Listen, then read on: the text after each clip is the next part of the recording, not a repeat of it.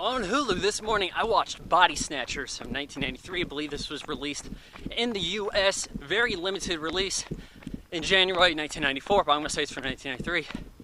This is a movie Roger Ebert gave 4 stars. Showed at the Cannes Film Festival when that was a thing. Anyways, this stars Gabrielle Anwar. May have said that wrong, who gives a shit. You guys probably know her best as Fiona from Burn Notice on USA. Here she is not tan, and you won't necessarily recognize her.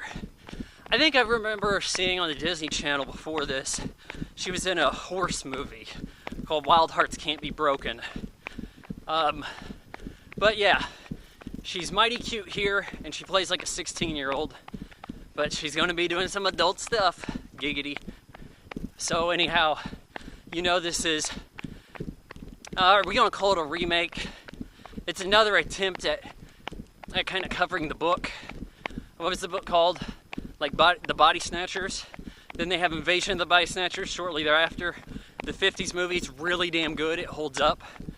I actually kind of recommend you guys check that out. I think it's 78 film is all right. You know, there's some things that it does better than this one, honestly. But anyways, this one is your 1993 movie, dude. Movies that were actual goddamn movies had the potential to look pretty damn amazing in the 90s. Cinematography here is really on, like, up there, man. This is almost like Thelma Louise territory. So, this girl, her 5-year-old brother, her dad, her mother-in-law, moving to, did they say it was Mississippi or Alabama? Who gives a shit? One of the two. And he works for the EPA. He has to monitor some like water levels at this base, which happens to have a body snatcher problem. So while en route over there, she goes to try to tinkle in the ladies' room, but there's a dude in there, it's a black dude, and he's like, they come for you in your sleep. And then he up and disappears. And it's like, you know, you want to elaborate on this shit? He said, you're scared, that's good. Kind of gives the hint to her about emotions. How people are still going to have emotions. But when the body snatchers get you, not so much. I do need to say that I don't think any movie has a title sequence in which the title of the movie is on screen longer than this. It's almost 2.5 minutes. Body snatchers floating through space. Yeah, there is a bit about how there's a microbe that floats through space, and this is how it operates. Though, you know, NASA never really gets involved in any of this stuff. I haven't seen the latest version, Invasion, with Nicole Kidman and Daniel Craig, but I'm probably going to watch that next. That's on Netflix right now. Anyways, the general at the base is Ermey, and, you know, he's like, hey, let's just get this guy out of here quick, okay? So he's over there testing out the water. Gabrielle Anwar, her character's name's Marty. I'm just going to call her Marty because I know how to pronounce that. She's hanging out with the general's daughter. They go out for drinks, and actually her younger brother has some issues at the daycare. All the kids have to draw something. It all comes up the same, like some kind of innards, but his drawing's different. So then they want him to take a nap, and he runs away. Really? You can let a little, like, 6-year-old escape? It's kind of weird. Gets picked up by Tim, who brings him home, and that's where he meets Marty. There's a lot of POV shots in this. I think that's so you can kind of connect with the characters as they're supposed to be human. So, anyways, they end up getting on some kind of date. They go out and get drinks, but there's guys at the bar acting kind of funny. Anyways, they have a little makeout sesh down by the lake where they're harvesting pods. You know, these are the pod people movies here. So these pods make sounds like, ee, ooh. Like, really, do those pods need to have a sound effect? Anyways, the kid, he's freaked out by school, didn't want to go back to school, go see his mom. She's like convulsing on the bed. And then her body like collapses and turns to dust. He freaks out. And then there she is naked, walking out of the closet, and he's like, that's not my mommy, and now she has this real stone face. I didn't recognize the actress for a while. It's Meg Tilly. younger sister of Jennifer Tilly. Meg Tilly, her big break was The Big Chill with Jeff Goldblum. Jeff Goldblum was in that 78 Invasion of the Body Snatchers. Oh, we have a connection. I gotta say that Meg Tilly saves this movie. The cinematography and Meg Tilly.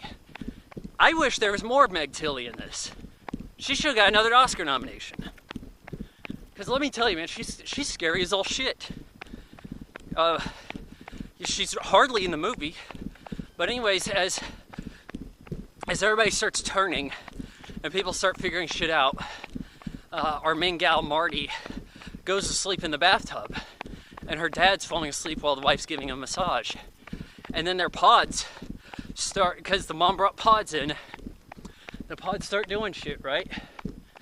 I think I might be able to go this way. Oh shit, I don't know.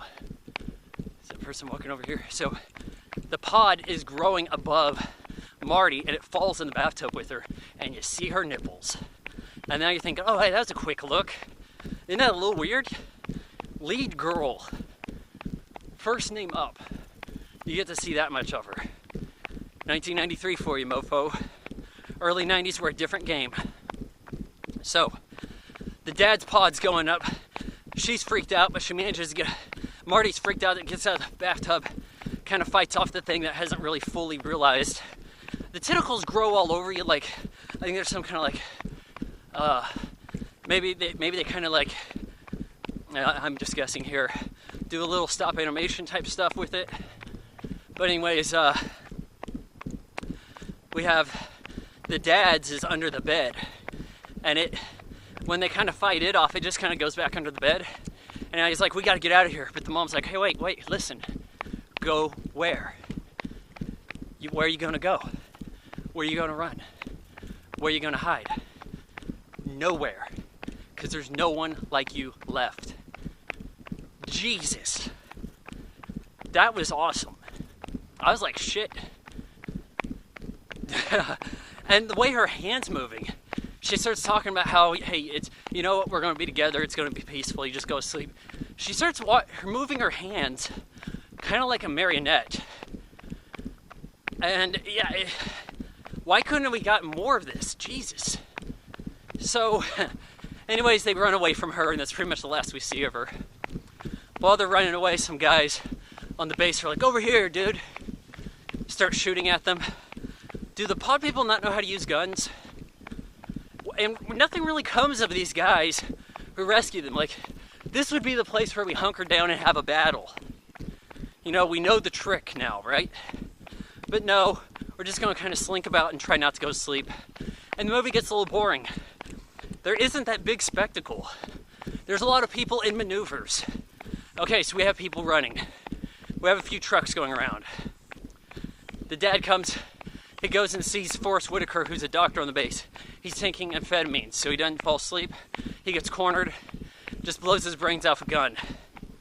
What did he do that added to the movie? I mean, I know you didn't realize this at the time, but Forest Whitaker is the best budget actor you can get. He doesn't say no to anything, and he's an amazing talent. Doesn't say no. What the hell? Like, could he have joined them? Could he have given them guns? Gave them the pills that helped him? Nope. You just wasted Forest Whitaker. Thanks a lot, movie. So then, we have this situation where the dad comes back to Marty and son, and now he's going to drive him in a Jeep, and he says, hey, I know what I'm doing. We can sneak past him. Just don't show any emotion. And as he's going towards the checkpoint, Marty freaks out, pulls the emergency brake, spins the little Jeep out, and he's like, that's not my dad, that's not my dad. Tim shows up just in time.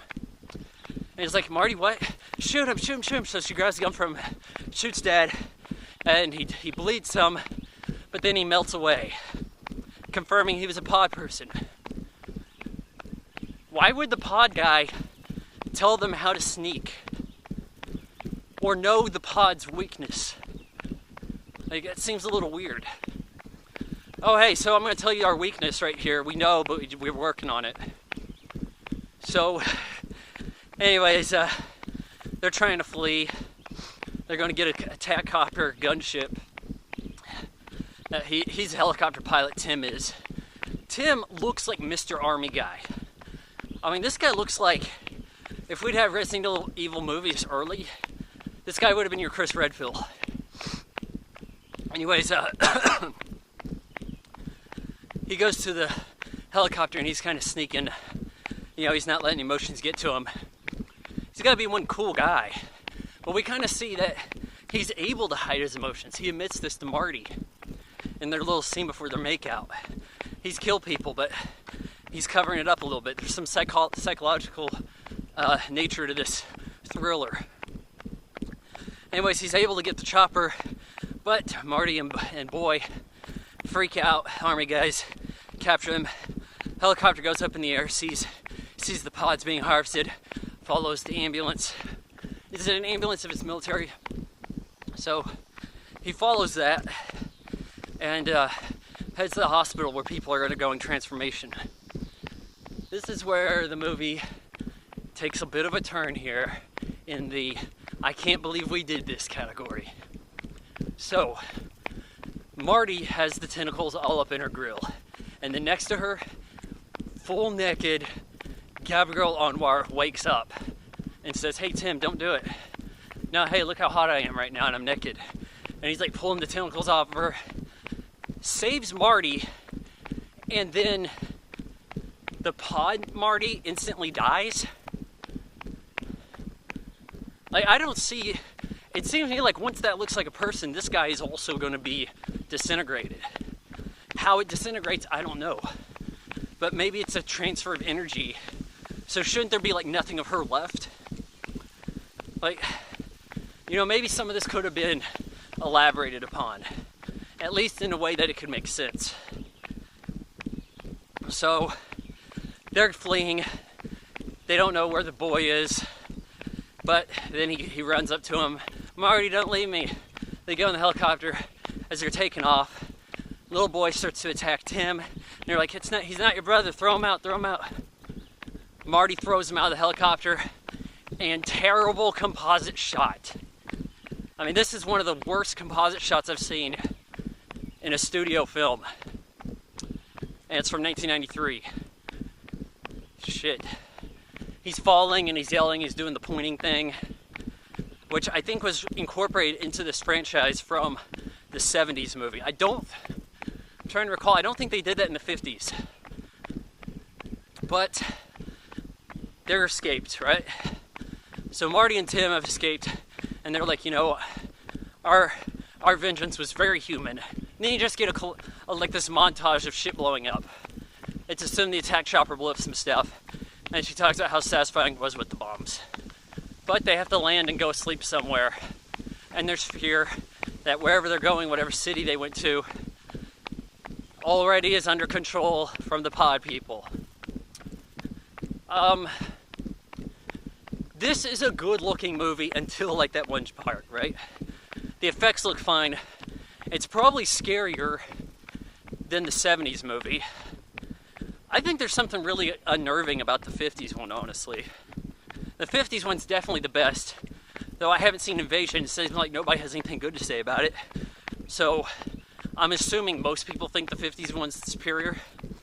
But this one, it seems like the movie kind of gave up on spectacle. There's a lot of time just kind of following people around, and we're kind of getting to them understanding what the audience already knows. Okay, the pod people, this is how they operate.